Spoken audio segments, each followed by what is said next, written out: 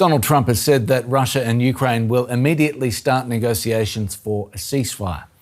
That's after the US president turned to high-stakes telephone diplomacy, holding a 2-hour conversation with Russian President Vladimir Putin on Monday.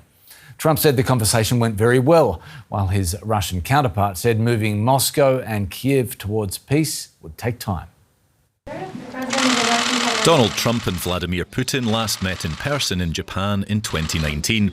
After their latest call, could these same hands soon be shaking on a Ukraine peace deal? The US president certainly thinks so. I think some progress has been made. It's a terrible situation going on over there. 5,000 young people every single week are being killed. So hopefully we did something. We also spoke to the heads of most of the European nations, and we're trying to get that whole thing wrapped up. What a shame that it ever started in the first place. Trump's Russian counterpart was less forthcoming. The US president expressed his position regarding the cessation of hostilities, a ceasefire. And I, for my part, also said that Russia supports a peaceful settlement of the Ukrainian crisis. We must simply determine the most effective paths towards peace. Ukrainian President Volodymyr Zelenskyy said he'd asked Trump to ensure that those paths be determined with Kyiv's involvement. I asked him before his conversation with Putin not to make decisions about Ukraine without us. For us, these are matters of principle and very important. We agreed that we would get in touch after his conversation with Putin. Zelenskyy was among a host of European leaders whom Trump briefed after the call. He said Ukraine was now considering setting up a meeting with the leaders of Russia, the United States, EU countries and Britain. And a venue has already been suggested by the new American incumbent at the Vatican, Pope Leo XIV, who was meeting US Vice President J.D. Vance and Secretary of State Marco Rubio. Trump says he thinks it might be the ideal place for Putin to call time on the war. I think he's had enough.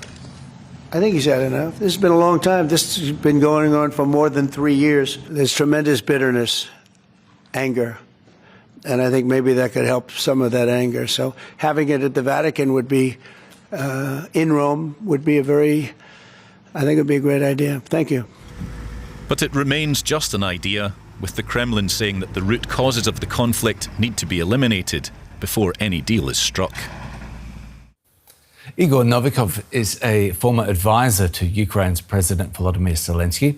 Our new Washington correspondent, Misha Komadovsky, asked him about his take on Trump's phone calls with Russia's President Putin and later with Ukraine's President Zelenskyy. The first point I have to make is obviously the fact that any conversation is better than just silence and warfare, so that's good.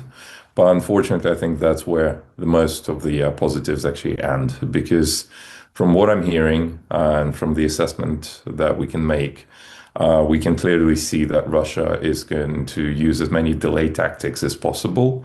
And it's in their interest to try and use the rising uncertainty in the world and try and use this summer warfare campaign to put themselves in what they consider to be a better position to negotiate towards the end of this year. In other words, have these talks brought Ukraine closer, if any, closer to the end of Russia's war, or no? Well, remains to be seen. I mean, it's very difficult to forecast anything done by the Russians for many reasons. But I would say that about a month ago, I was giving 20% chance that we're going to see some sort of a resolution and at least a temporary ceasefire by the end of this spring, and 80% that we're going to see this happen starting probably September, October. Now I would say it's 10 to 90, 10% that something happens, and it's up to President Trump, but 90% that Russia is going to delay as much as they can and escalate on the war front. Well, recently, President Trump called his call with Putin excellent, claiming that Russia and Ukraine will start talks on ceasefire immediately and, more importantly, on ending the war. From your view, are both sides actually ready for this? And what kind of concessions might be on the table? Well, as far as the readiness is concerned, I mean, the aggressor is not ready.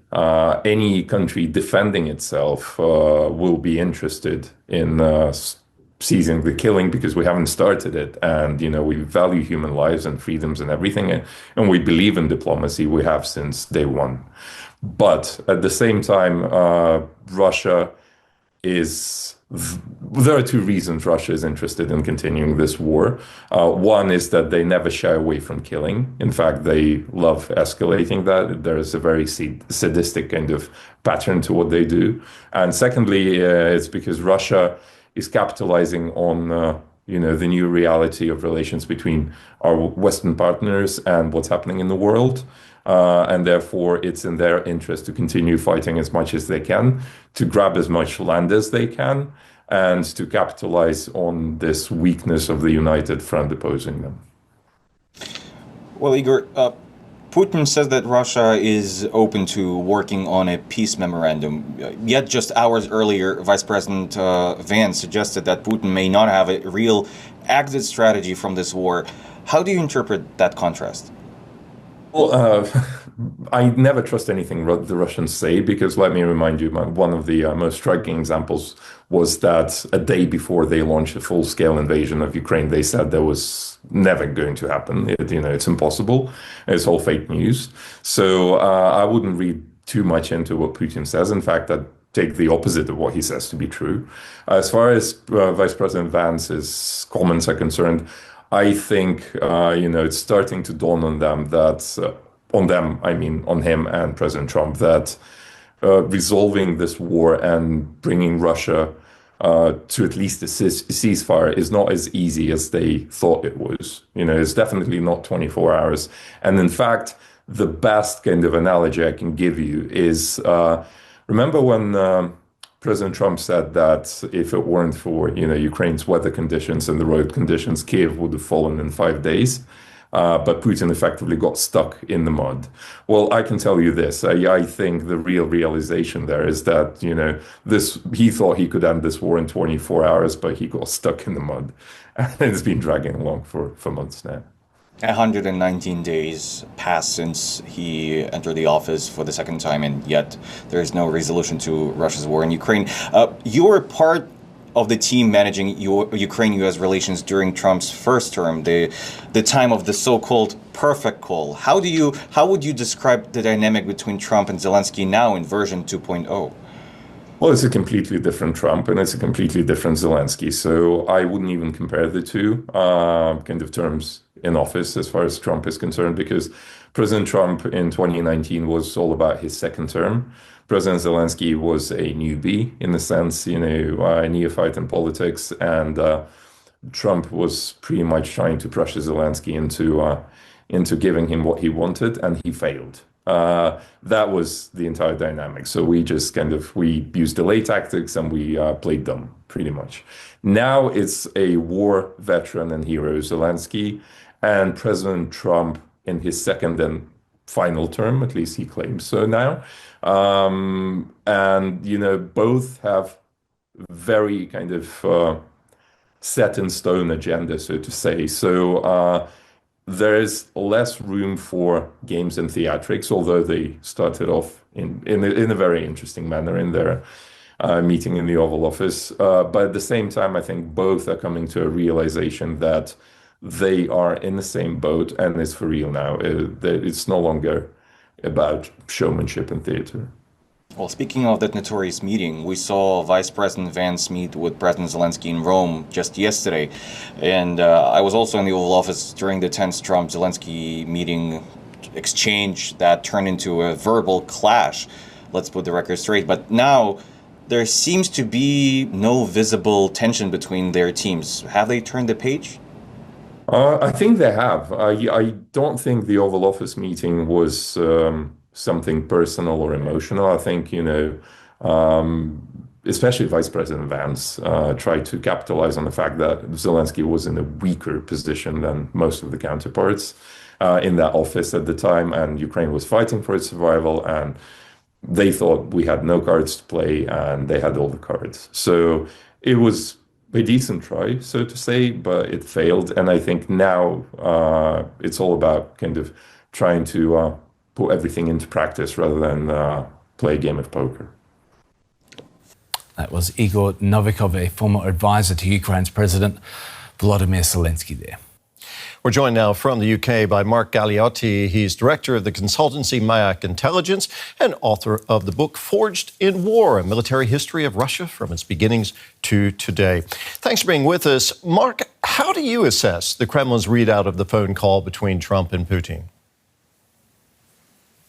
Look, I think it was a very cautious response to what was, after all, a fairly, I hesitate to say pointless, but rather inconclusive conversation. I mean, essentially, it's all the old tropes. It's all about, well, we are willing to talk, we're willing to address the root causes, which is the Russian code for essentially saying the things that they say Ukraine has done. But we didn't get any closer in reality to a ceasefire, or let alone any kind of meaningful resolution. Now, the Russian and American leaders spoke for 2 hours on the phone. What else do you suppose they discussed? Well, again, if we're going by the Russian readout, there was a certain amount of personalia. Trump congratulating Putin on being another, a grandfather again, and so forth. And of course, the interpretation that does tend to sort of slow things down. But as near as we can tell, essentially they talked around the same issues. Trump wanting to see some kind of a resolution as quickly as possible, Putin saying that he was entirely committed to the path of peace, but that there were various preconditions. And they kind of narrowed their way into the idea that the Russians will work with the Ukrainians to draw up a memorandum with the conditions which will lead to a ceasefire. But of course, that could be a quick conversation or it could be an incredibly long conversation, depending on what the Russians want to do. Yeah, and there is this timeline question. Trump says Russia and Ukraine will start immediate peace talks. Do you think that will happen? I think what we're going to see are twin tracks. I think the Russians are perfectly willing to talk, in part because they don't want to look reluctant, but also in part because there is a sense of, well, they want to see what kind of deal there may be out there. But the point is they want to keep the pressure up on the Ukrainians. This is why they're not agreeing to the unconditional 30-day ceasefire that European leaders are wanting. They are basically ramping up their summer campaign. So they want Ukraine to be feeling under pressure and to be negotiating in those terms. So I think we will see war and peace at the same time. Donald Trump once boasted that he would broker peace between Russia and Ukraine within 24 hours. What do you think would be a more realistic timeline?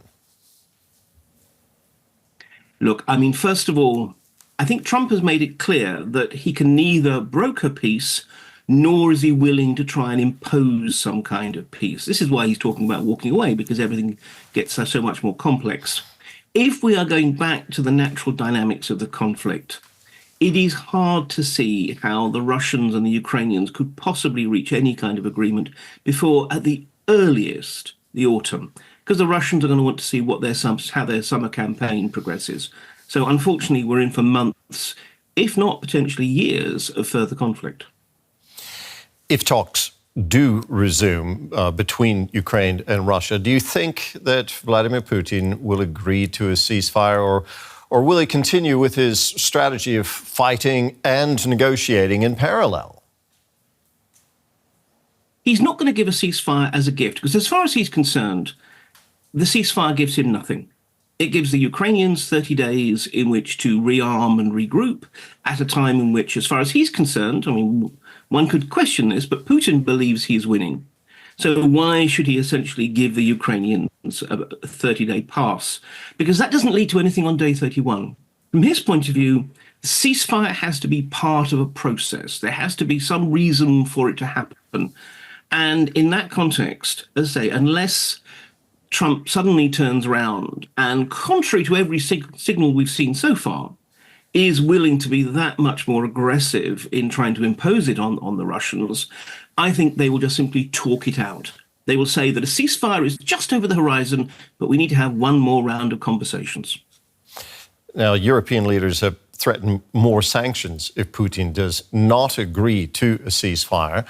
How long do you think the Russian economy can withstand international pressure, especially if the US piles in and applies secondary sanctions?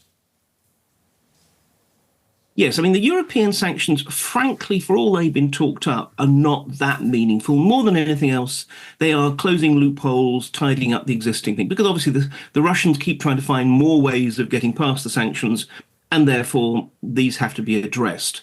The American threat of expanding secondary sanctions, in other words, sanctioning those countries that trade with Russia, could be much more effective.